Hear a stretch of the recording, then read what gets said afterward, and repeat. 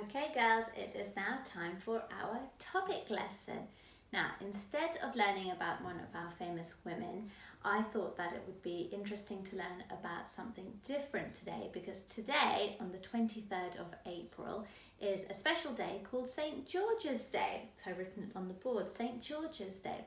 So we're going to learn a little bit more about what St. George's Day is, and then you are going to be making something very, very exciting and very special, especially for St. George's Day. So make sure you're sitting comfortably, and I'm going to tell you a little bit more about St. George's Day. So you can see in this picture, you can see St. George, he's on a horse, and there is a dragon there. So the story of St. George is all about a brave soldier and a dragon. Okay. So it says here, special days. We all have days that are special to us. Birthdays, Christmas, Eid, Rosh Hashanah, they're all important days that make people happy. Which special days do you like best?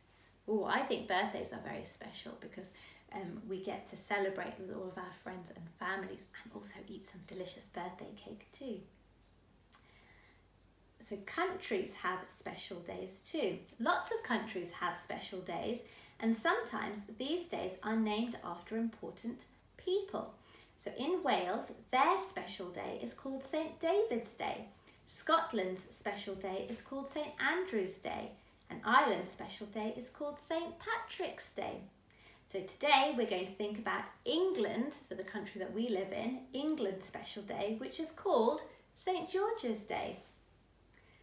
So St. George's Day is on the 23rd of April, which is today, and some people celebrate in lots of different ways.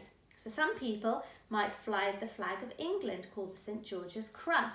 I'm not sure if you can see it there. It's a white flag and it has a red cross going through it. Some people might wear a red rose, which is the special flower of England. And some people do a special English dance called Morris dancing. Maybe you'd like to learn some Morris dancing moves. So who was St. George? St. George was a man who lived hundreds of years ago, and he was a brave soldier. A story is told that St. George rescued a lady who had been captured by a fierce dragon.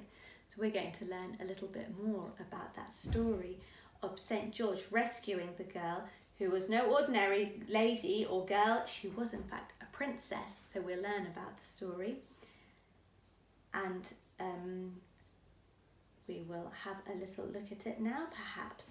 Okay, so we know that St. George was a brave soldier, and he lived hundreds of years ago. And St. George is the special day for England. Okay, let's have a little look at the story of St. George. So it says here, the story of St. George and the dragon. There was once a city called Cyllene.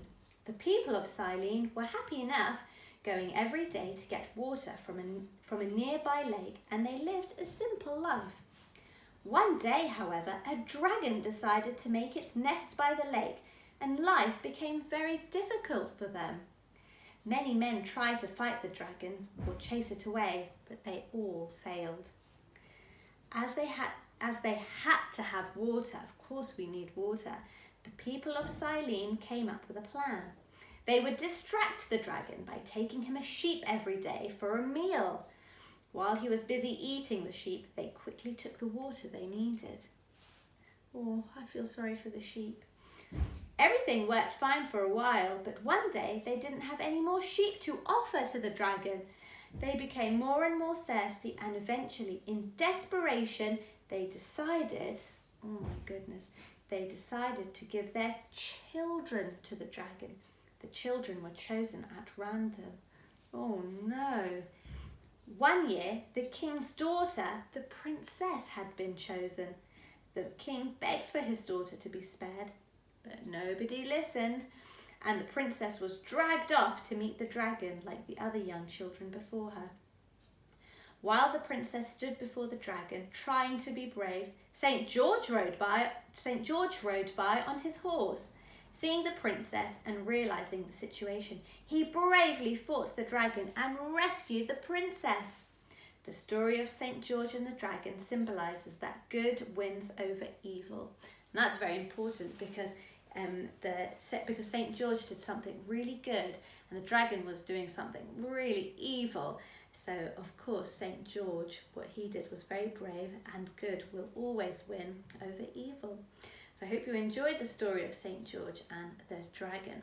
So thinking all about St. George's Day, we are going to make our own junk modelling dragon. So there are lots of different ways that you can do this. You can use lots of things that you have lying at home. So I found a few things that I have at home in my recycling bin, just some bits and pieces that I thought might give me some ideas for my dragon. Maybe I could use these for the eyes, and I have some green cards, or I could use green paint to paint my dragon, and some red paper. I thought that might be nice to show the flames coming out of the dragon's mouth. So there are lots of different ways that you can do this, and I thought it would be fun to leave it to you to go and think about how you would like to make your dragon. And I look forward to seeing them all tomorrow. So we're thinking all about St. George's Day and St. George the brave soldier and the dragon. And I look forward to seeing your junk modelling dragons tomorrow. I'll see you then. Goodbye.